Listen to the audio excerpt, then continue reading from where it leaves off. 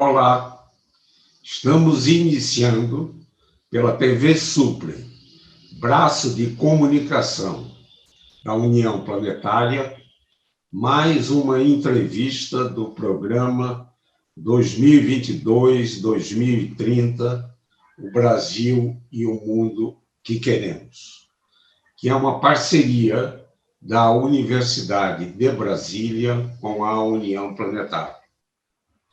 Hoje teremos o privilégio de conversar com a professora Edileuza Penha de Souza.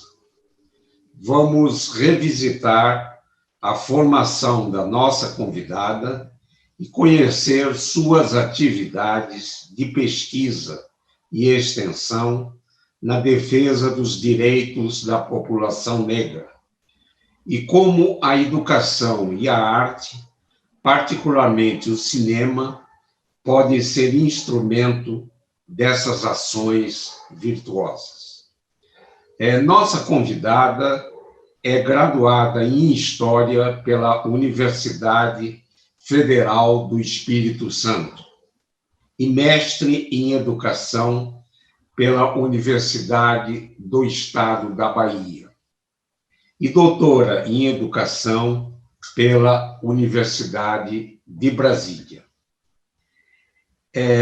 Ela atua como professora na Universidade de Brasília e no Instituto Federal de Brasília.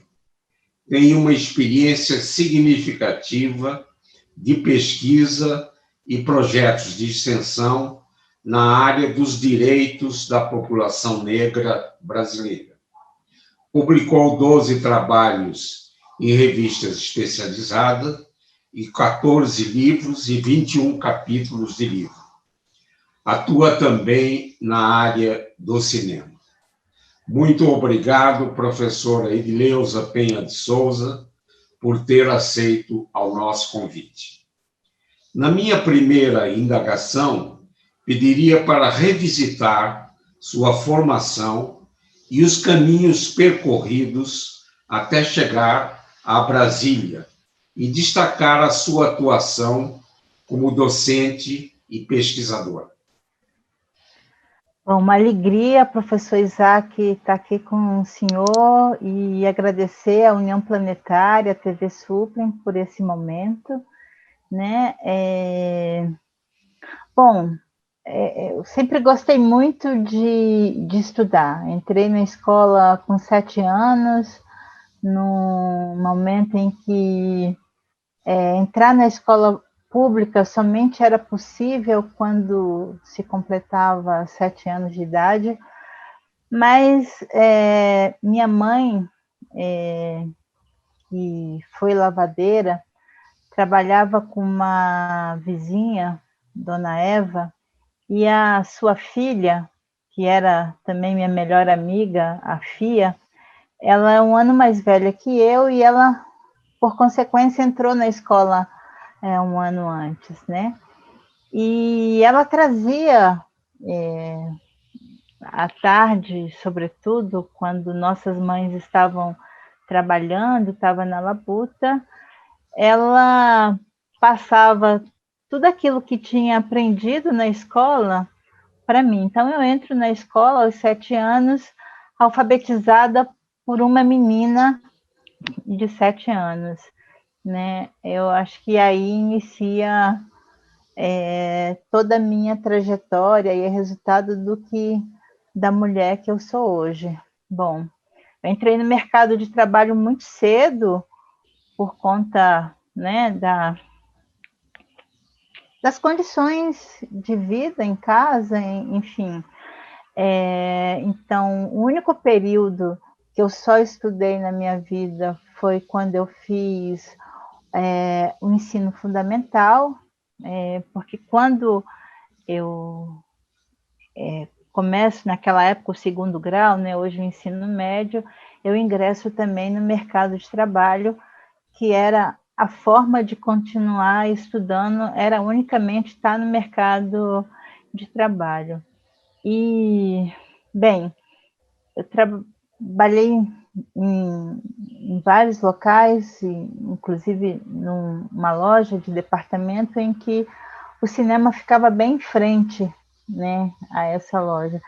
E era meio que um local de refúgio, assim, você faz parceria com a bilheteira, então na hora do almoço você entra para descansar, você pega o filme pela metade, naquela época tinha uma sequência do filme, assim, o filme ficava, não como hoje, né, assim, uma quantidade de tal horário, determinado filme. Naquele momento, assim, um filme ficava em cartaz cerca de uma semana, 15 dias, então também dava para pegar o filme aos pedaços, assim, né? E enfim, o cinema sempre me encantou muitíssimo, né? O gosto pelos estudos também, saber que a única oportunidade que eu poderia ter na vida era estudando, e eu dizia todos os dias, eu não vou ficar aqui, esse lugar não me pertence. E eu lembro que as minhas companheiras de trabalho achavam aquilo um absurdo, porque trabalhar naquele lugar era muito bom, hoje eu percebo o quanto de racismo tinha em tudo, assim. Nós, mulheres negras, éramos as potenciais ladras e, por isso, todos os dias a gente passava por revistas íntimas e eu achava aquilo... Eu não sei se eu já tinha compreensão da questão racial, mas eu tinha consciência da opressão de classe, e é isso que me leva muito cedo para a construção do Partido dos Trabalhadores, para o sindicato, para a construção da CUT. Então, no Espírito Santo, eu participei desses espaços de formação política que foram fundamentais para a minha vida. Terminar o ensino médio, no momento em que não havia essa proliferação de instituições privadas, né? Naquele momento no Espírito Santo, estou falando aí do início dos anos 80, havia apenas 2 ou 3 instituições privadas e a Universidade Federal do Espírito Santo, onde eu prestei 7 vestibulares.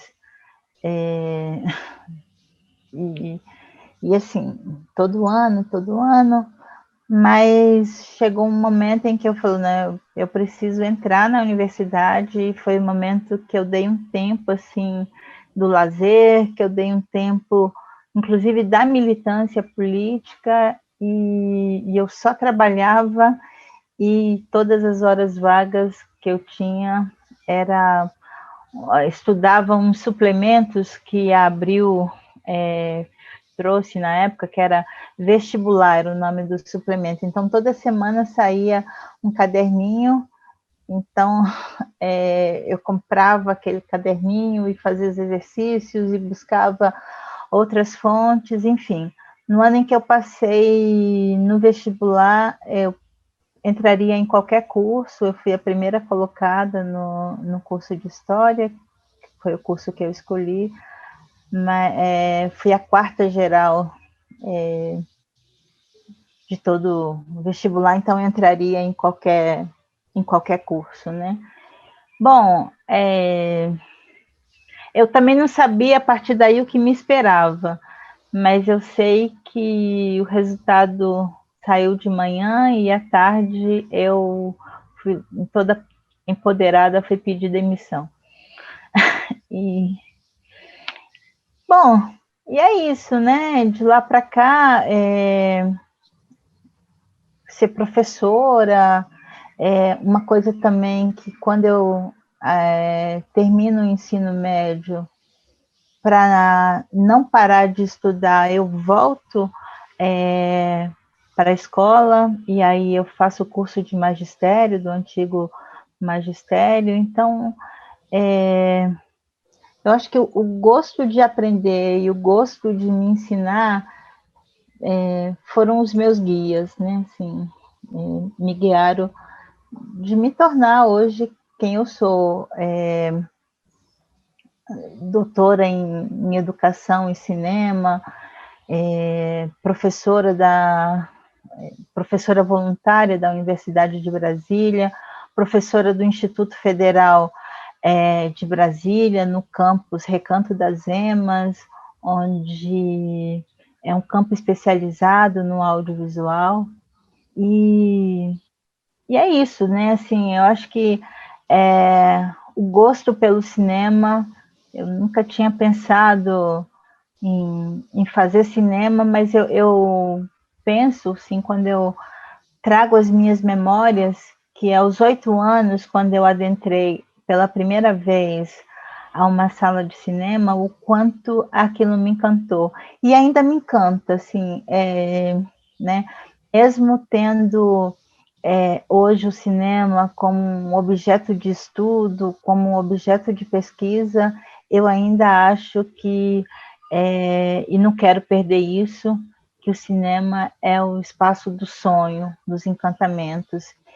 E creio, e é nessa perspectiva que nasce a coleção Negritude, Cinema e Educação, que o cinema pode sim ser um instrumento de transformação, assim como a arte, né? Como todas as artes, mas o cinema tem um potencial imenso de transformação, porque é olhando que a gente deseja, né? O Muniz Sodré, que é um filósofo, pesquisador brasileiro da comunicação, enfim, talvez o maior filósofo do Brasil, ele diz que para os negros a mídia é como um fantasma, né? Assim, é um espelho que reflete o fantasma, porque a gente se olha e não se vê, né? E eu acho que é a passada hora da gente repensar e transformar isso, e acredito que eu tenho buscado e possibilitado esse lugar, né, de transformação. É uma bela trajetória, professor Edileuza, como diria Carlos Drummond de Andrade, com muitas pedras, mas que foram devidamente removidas, né? E quando eu ouvi a sua revisitação ao passado, né? Me lembrei de uma frase de Oswaldo Cruz, né? Não esmorecer para não desmerecer. Então, parabéns pela trajetória. O professor Edileuza, em 1988, escreveu um artigo intitulado A Princesa Esqueceu de Assinar Nossa Carteira de Trabalho. Poderia destacar os principais pontos dessa reflexão? Então, 1988 foi o centenário da abolição, né? E a gente faz questão de dizer que é o centenário da abolição da escravatura, porque o Brasil foi o último país das Américas a abolir a escravidão.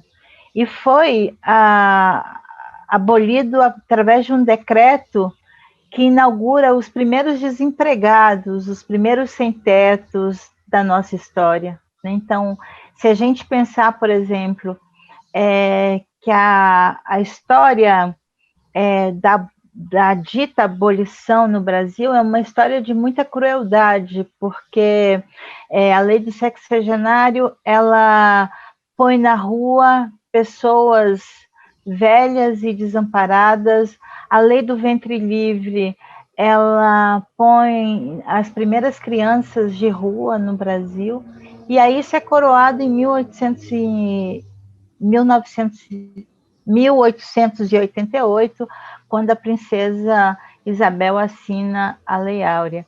E é isso, né? Se os imigrantes europeus chegaram aqui com direito à terra, à semente, a trabalho, toda a construção e todo e qualquer trabalho nesse país foram construídos pelos povos negros e povos indígenas. Entretanto, ao assinar a Lei Áurea, essas pessoas vão para a rua sem direito a absolutamente nada, né? Sem trabalho, sem casa, sem emprego,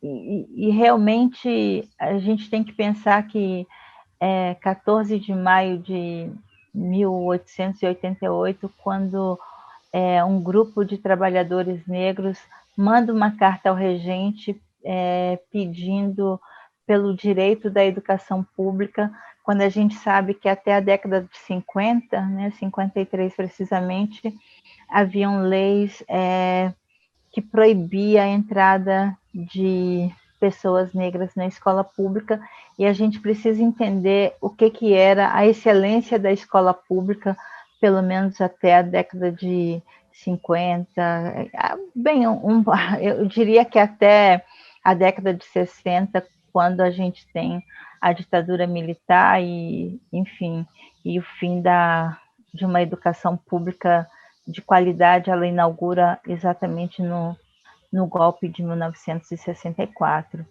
Então, esse artigo, ele tem o objetivo de mostrar isso, assim, que a princesa Isabel assinou a Lei Áurea, mas não assinou a nossa carteira profissional. E aí lembrar também que até bem pouco tempo o Brasil tinha uma lei da vadiagem, né, em que sobretudo homens negros eram abordados na rua, e se não tivesse portando a sua carteira de trabalho e assinada, poderia ser preso, né? Quando a gente vê que hoje o serviço carcerário no Brasil, ele tem cor, e ele tem classe, e ele tem gênero, a gente sabe que quem ocupa as prisões hoje são os homens negros e pobres, né? Então, esse artigo tem esse lugar de mostrar a perversidade que foi a assinatura da Lei Áurea, assim, o quanto que foi cruel essa senhora e todo mundo que estava ali atrás dela, e que esse moço hoje que está na Fundação Cultural Palmares faz questão de cultuá-la em detrimento dos nossos verdadeiros heróis, que é Zumbi dos Palmares, como marco, mas não apenas ele, né? Porque tem muitos nomes da história do Brasil que lutaram contra a escravidão. Professor Lidileuza, publicou 3 livros intitulados Negritude, Cinema e Educação. Poderia acentuar os principais temas discutidos nesses livros? Professor Isaac, esse livro, que se tornou uma coleção, né? Ele nasce em 2016, quando eu trabalhava no Ministério da Educação. Eu vim para Brasília para trabalhar no Ministério da Educação em 2005, com a implementação da Lei 10.639, que é a primeira lei do governo Lula, que torna obrigatório o ensino de história e pesquisa africana e afro-brasileira nas escolas, na educação básica, né? No ensino público e privado. Bem, uma das reclamações que eu ouvia muito era de que o professor não tinha material para implementar a lei. E aí acho que é esse o meu gosto de cinema. Eu sempre usei o cinema como um instrumento didático em sala de aula. Eu fui professora da educação básica minha vida inteira, né? Assim, desde aquele momento em que eu contei anteriormente, enfim. Então, a ideia foi convidar pessoas, professores, amigos que gostavam de cinema, para me ajudar a pensar possibilidades do cinema como um instrumento para a educação. Então, cada artigo é constituído de uma primeira parte que é livre, em que o professor fala sobre o filme, as suas impressões sobre o filme, e a segunda parte é como um manual didático. Olha, esse filme você pode usar em tais séries, abordando tais assuntos. Então, na aula de filosofia, você pode trazer os elementos de ancestralidade, de territorialidade, de pertencimento. Na aula de história, você pode construir isso e aquilo, e por aí vai. Porque também ele passa por todas as áreas, inclusive as áreas técnicas, né? Matemática, química, física. Então, assim, é um manual, de fato, mas o livro, essa coleção que me leva a estudar cinema, porque quando eu escrevi esse livro, eu só sabia que eu gostava muito de cinema, não tinha nem conhecimento técnico do assunto, mas é essa coleção que é o pontapé para começar a estudar e fazer o cinema. Muito interessante, né? Mencionou que na sua juventude trabalhava na frente de um cinema, né? E se fosse um teatro, né? Certamente a sua vocação, sua trajetória teria teatro também. Professora Edileuza, em 2019, junto com outros colaboradores, produziram o filme As Filhas das Lavadeiras. Poderia comentar a importância do filme e a sua possível repercussão?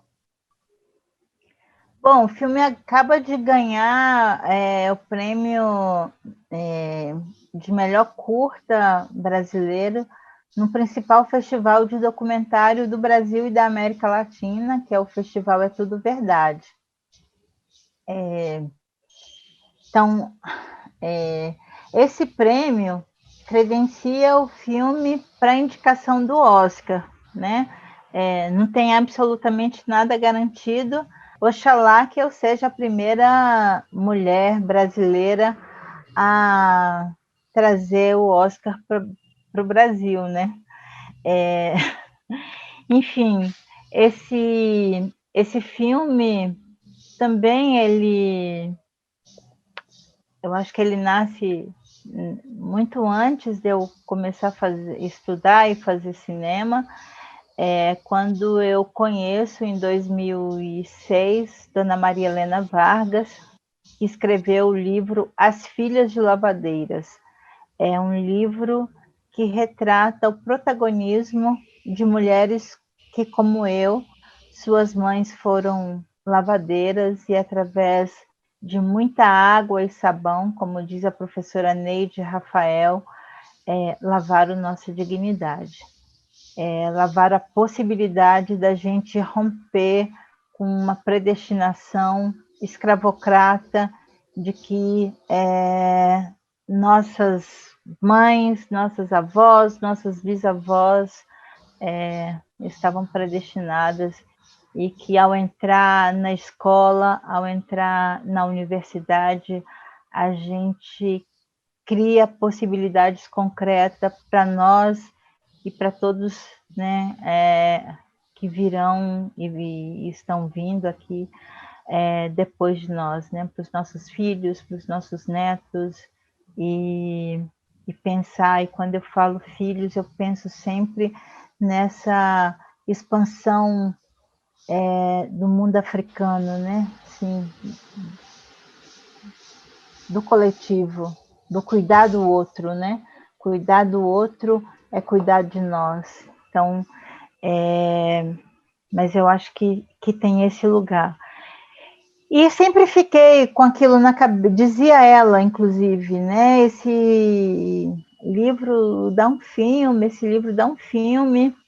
Quando, em 2009, ela parte para o Orum precocemente, meio que tinha isso como uma espécie de dívida, e aí em 2016, quando a gente inscreve o filme no Fundo de Cultura do Distrito Federal, e daí dizer da importância desse fundo, esse filme só foi possível porque a gente conseguiu esse recurso junto ao FAC-DF, e se o secretário de Cultura estiver nos ouvindo, fazer um apelo, né, da importância do Fundo de Cultura do Distrito Federal, que tem levado os filmes do Distrito Federal para o mundo. Assim, recentemente eu participei de uma conversa também com outros realizadores que, né, que têm conseguido esse lugar de levar o cinema do Distrito Federal, o cinema do Brasil para o mundo,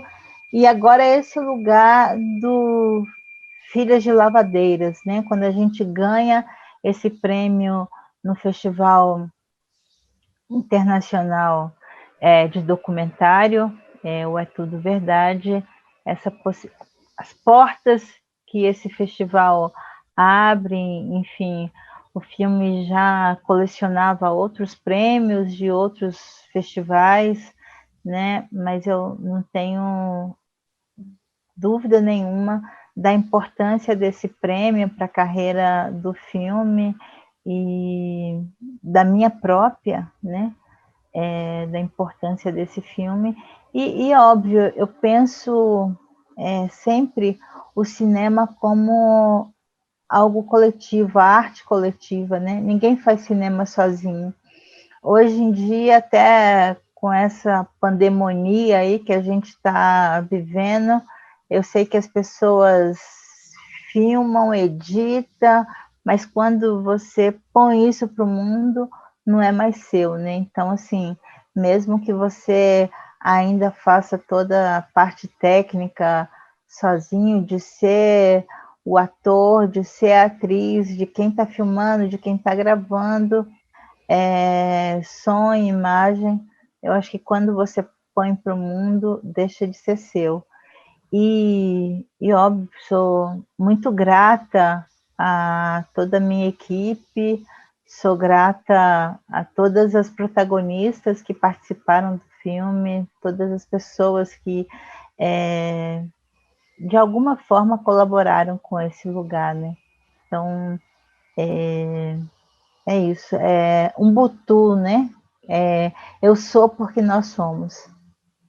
Maravilha, professor Guilherme, nós vamos torcer para que o documentário seja selecionado para concorrer ao Oscar e, mais importante, trazermos esse Oscar para o Brasil. Vai ser uma grande celebração e um fato muito importante. Professor Guilherme, o movimento 2022-2030, o Brasil e o mundo que queremos, ele procura envolver os jovens na construção de caminhos para termos um país melhor e mais justo. Poderia, nesse final de programa, enviar uma mensagem aos jovens que nos assistem? Eu acho que a mensagem é respeito aos mais velhos, respeita a natureza, respeita o ar que a gente respira, a terra que a gente pisa. Eu acho que é fundamental e respeita o outro, é fundamental para que a gente construa um mundo mais diverso, mais unido e mais igualitário para todo mundo. Então, eu acho que é esse o meu recado, assim, respeite o lugar que você vive, respeite o ar que você respira, né, o chão que você pisa, e respeite o outro, né, respeite os seus mais velhos e os seus mais novos também. Eu acho que construir um mundo mais fraterno, mais igual, que a gente possa ser feliz de fato, é responsabilidade de todo mundo e, sobretudo, da juventude, que é quem tem mais força. Muito obrigado por essa bela mensagem, né? Nós ouvimos toda hora que para terminarmos a pandemia, né, devemos que lavar as mãos com água e sabão, né? E eu espero que depois que nós vencemos essa pandemia, a gente use muita água e sabão para lavar o país, para que todos os brasileiros, independente da raça, da cor, da religião, possam ter uma vida honrada e digna. Muito obrigado, então, professora Edileuza, pela oportunidade dessa importante e interessante conversa. Eu que agradeço. Certo. Esse e outros programas do Movimento 2022-2030, o Brasil e o Mundo que Queremos, podem ser acessados no canal YouTube da TV Suprem. Eu agradeço imensamente a atenção de todos que ficaram com a gente e voltaremos a nos encontrar em uma próxima oportunidade. Até lá!